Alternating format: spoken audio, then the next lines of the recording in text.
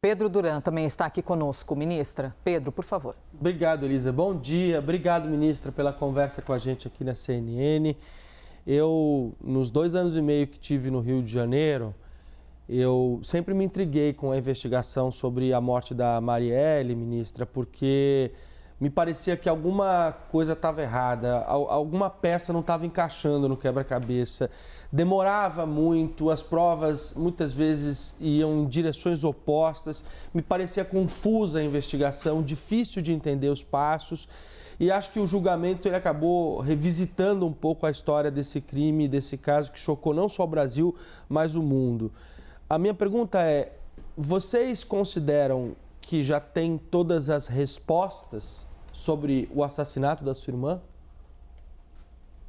Pedro, eu concordo muito com você, né? Assim, acho que os 4, 5 primeiros anos ali do que estava acontecendo, a gente também se sentia um pouco como você, né? Embora tenha tido muitas participações importantes para a gente chegar aonde chegamos agora nesse júri, a gente também se perguntava o que faltava, como que chegaríamos, né?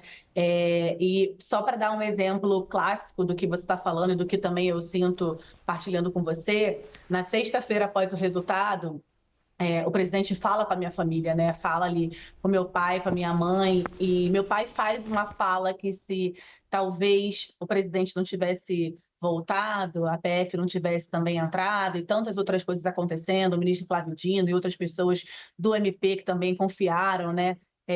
A gente talvez não tivesse chegado até aqui. Foram muitas interrupções, foram muitas interferências, foram muitas trocas, foram muitas dúvidas que nós tivemos nesses últimos 6 anos e 7 meses.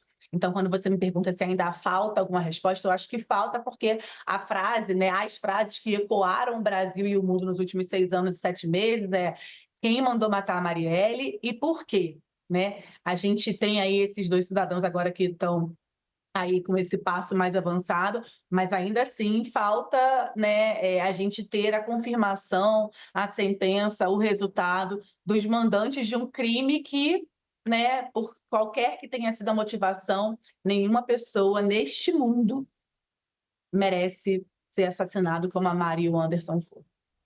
Renata Varandas. Bom dia, ministra Aniele, sinta-se fortemente abraçada.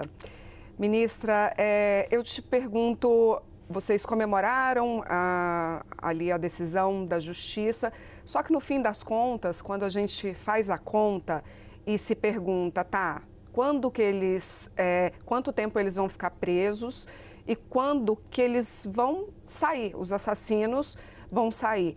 Se eu não me engano, é antes de 2040. E isso não traz de volta nem a Marielle, porque eles retornam à vida normal. Isso não traz de volta nem a Marielle, nem o Anderson. Esse tempo que eles vão ficar presos, mesmo assim, não é um tempo muito curto quando a gente pensa que isso não retorna com as pessoas queridas?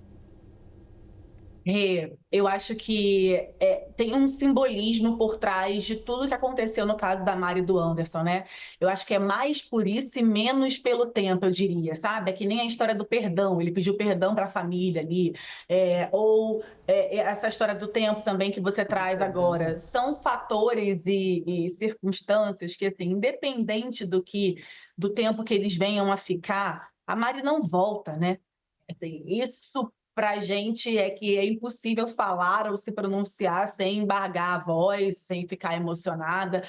Mas tem um outro lado que Rê, tantas pessoas nesse país não chegaram a alcançar minimamente essa justiça. Para você ter uma ideia, quando a gente saiu do júri, a gente foi para a praça, né, ali onde tem o Buraco do Lume, onde tem a estátua da Marielle ali no Rio.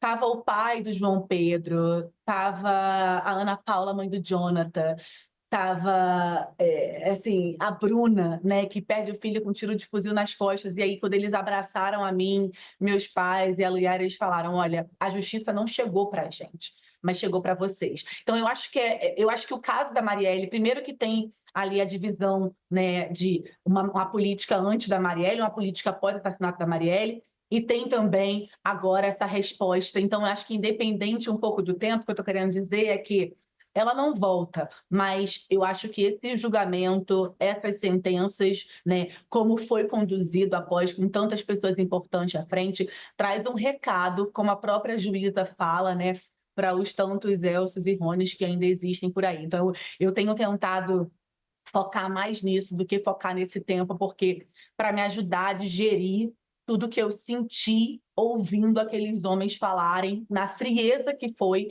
e ter que amparar meu pai e minha mãe que passaram mal ali no dia do júri, sabe?